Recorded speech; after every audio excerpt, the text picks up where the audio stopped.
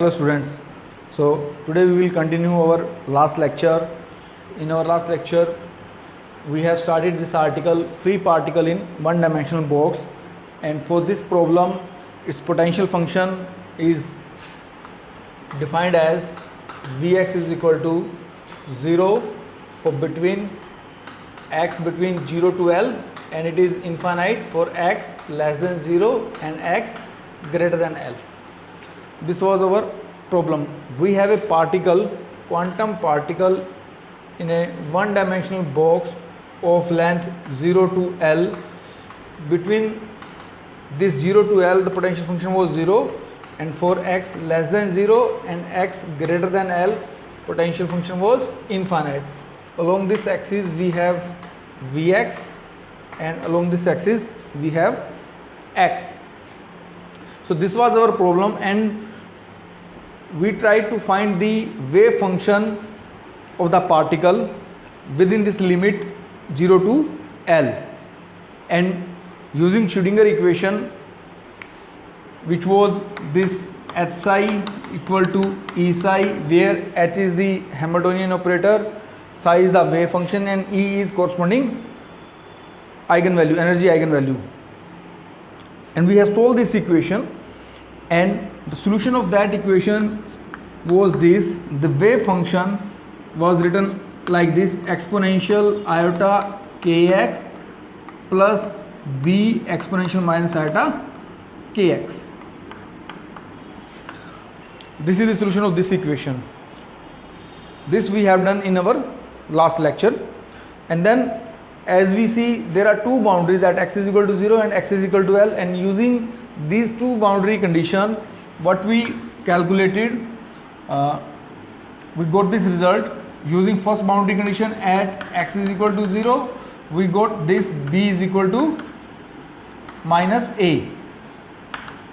Okay, and when we substitute this in this equation, our psi will become this: a exponential iota kx minus a, b is equal to minus a exponential minus iota kx. Okay, so this equation will become this thing. Now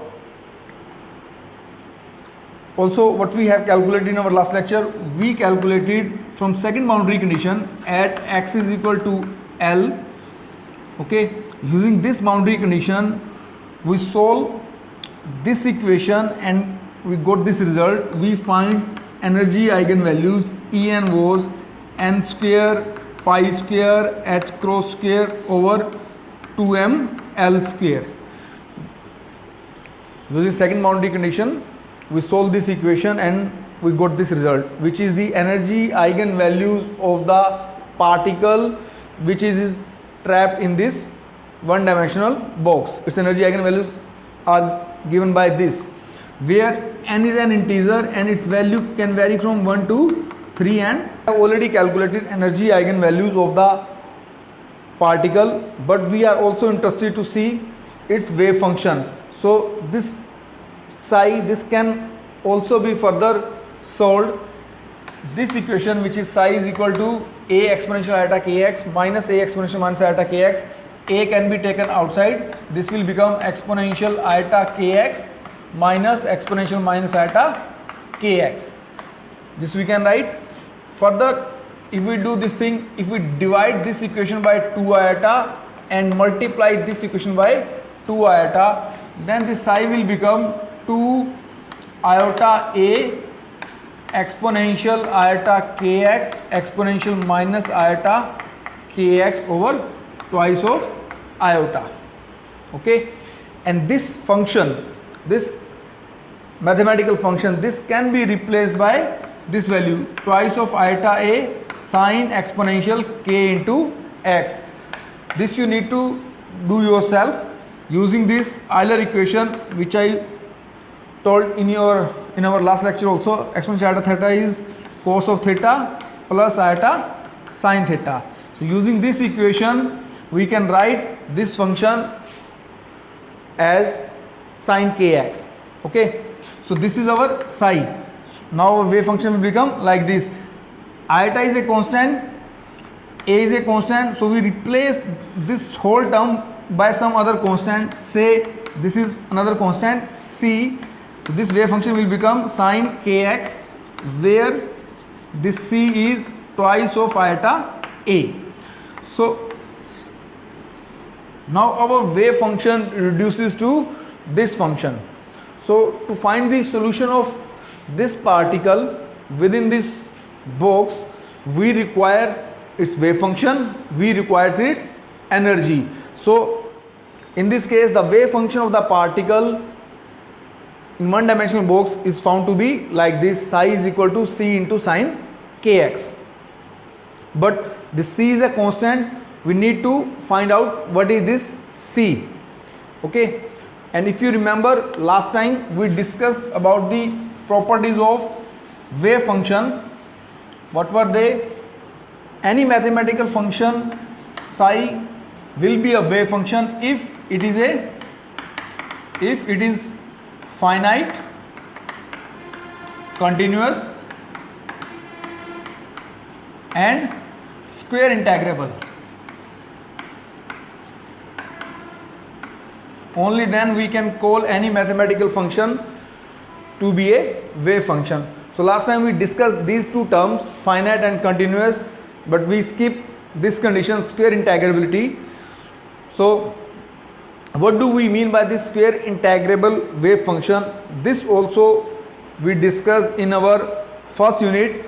That means the integration of the particle from minus infinity to plus infinity, psi star psi dx has to be 1. This condition is known as square integrability. Means from minus infinity to plus infinity means throughout the space our particle has to be there. The probability of finding the particle within this space has to be 1, where what is this psi star? Psi star is the complex conjugate of this psi. If we calculate this integration, it has to be 1, and this condition is known as square integrability. Okay, so now we will integrate this equation, but in this case, as we know, the wave function when we are in this region x less than 0 or x greater than L, in these two regions the wave function is already 0, we know.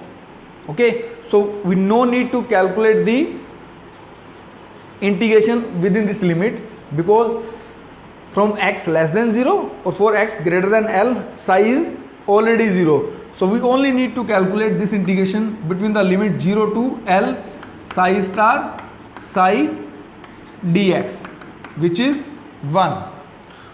Okay, so we solve this.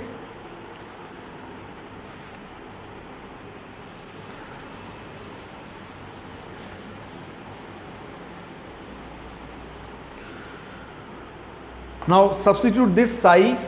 Psi was what? Psi we just calculated, it is sine kx. Okay, this is our psi. Substitute that psi in equation. So 0 to L psi star will be this only, C sine kx. The complex conjugate of sine kx is sine kx. Okay, this you can write C star because C is a complex number. C was what? It was twice of iota A. Okay, and psi is C sine kx dx, it has to be 1. So this integral will become 0 to L. This we can write mod of C square, C star into C, and this is sine square kx dx is equal to 1. Okay, now further solve. This mod of C square can be taken outside because it is a constant. This sine square kx, this is trigonometric function, and this can be written as 1 minus cos twice of theta, means twice of kx over 2 dx is equal to 1. Okay, now further solve this equation. This will become mod of C square, this 2 will come outside, mod of C square by 2, 0 to L, this will be dx minus 0 to L cos of 2 kx dx is equal to 1. This we will get. Further solve this equation.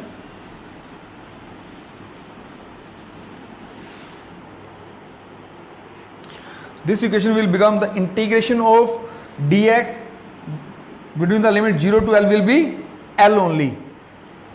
So this will be mod of c square by 2. This integration will be, the integration of dx will be x, and when we substitute this limit, or this will be s 0 to L.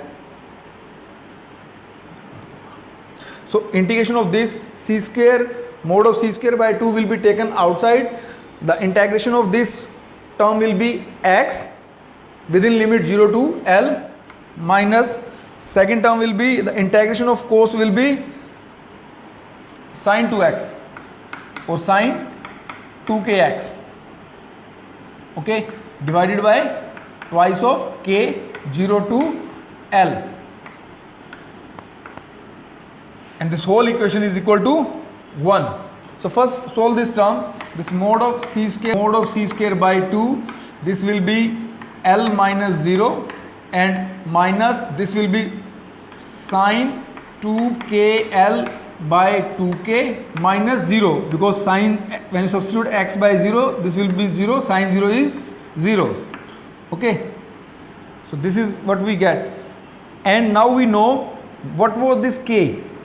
If you remember, k was, or kl was n pi, that means, or substitute this kl is equal to n pi in this equation. So this term will become, this will become twice of n pi, sine twice of n pi. Sine is an integral multiple of n pi, and this function will always be 0 whenever it is a function of integral multiple of pi. So this term will also become 0. What we are left with, this thing, mod of c square by 2 L, and this whole integration was equals to 1, okay. That means mod of c square will be equal to 2 by L, or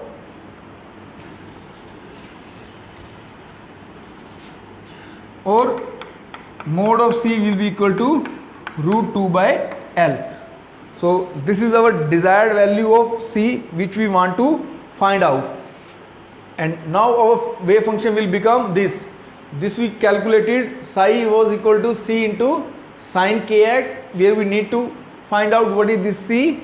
C we have calculated from our third condition, which is a wave function has to be square integrable. From that condition, the value of c come out to be square root of 2 by L.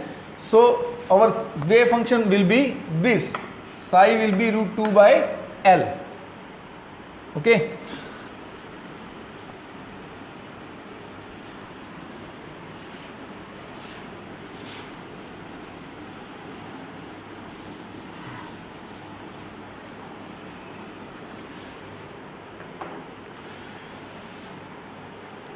So now if we replace this k again by n pi, kl was n into pi, that means k was equal to n pi by L. Substitute this value in this function, this will be sin n pi x by L, okay. So this we can write psi n, generalize, okay. This will be our required wave function which will describe the behavior of this quantum particle within this system. Psi n is equal to square root of 2 by L sin n pi x by L, okay. Now if you remember, the energy eigenvalues which we calculated was this n square pi square h cross square over twice of ml square. These are the energy eigenvalues.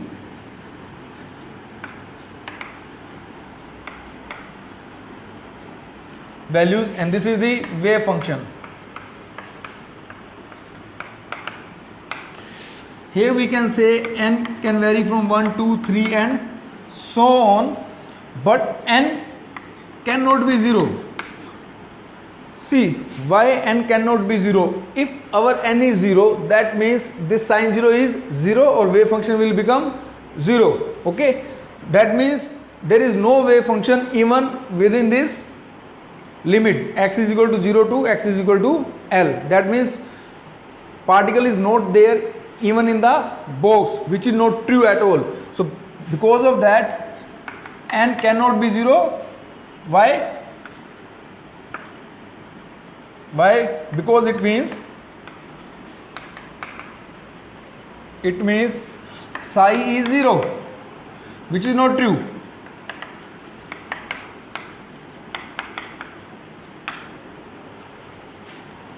This cannot be possible because what we have considered, our particle is within the box. So n cannot be 0. So minimum value of n will start with 1, 2, 3. Okay. So now when our n is 1,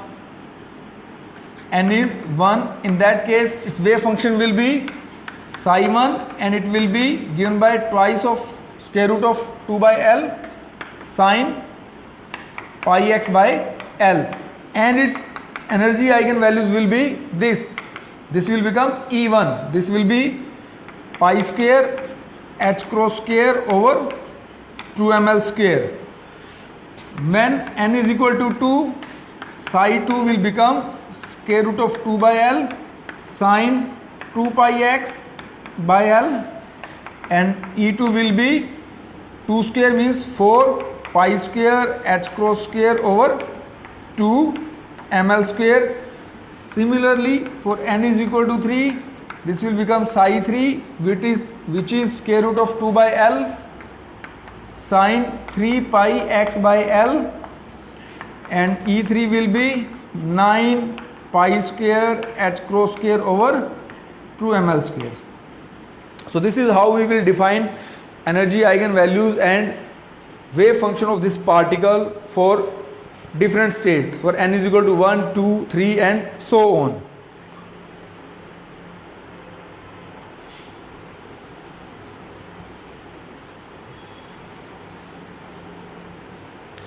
As we have just discussed, n cannot be 0, as En was n square pi square h cross square over 2 ml square, where n vary from 1 to 3 and so on, and n cannot be 0. The minimum value of can be 1, and because of that En will be this pi square h cross square over 2 ml square.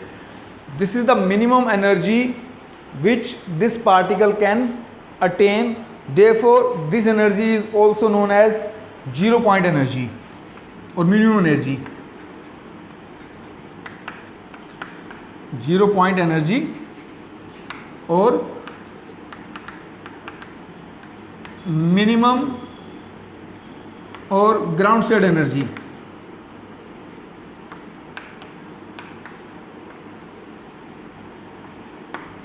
Okay, this is the minimum value of energy which this particle will have when n is equal to 1, and this energy will be this much pi square h cross square over 2 ml square. And this is the new thing. If we compare this result with classical mechanics, classically a particle can be at rest completely. That means it do not have any potential as well as any kinetic energy. But quantum mechanically this is not possible. Potential energy we already considered in this problem is 0, but it has some kinetic energy, minimum kinetic energy, which it will always have, and it cannot be at rest at any time. And what is that value of energy? That value of energy is this much pi square h cross square by 2 ml square. Okay, this is completely drastic result in contrast of classical mechanics. Quantum mechanically a particle cannot be at rest all the time. I calculated these energy eigenvalues.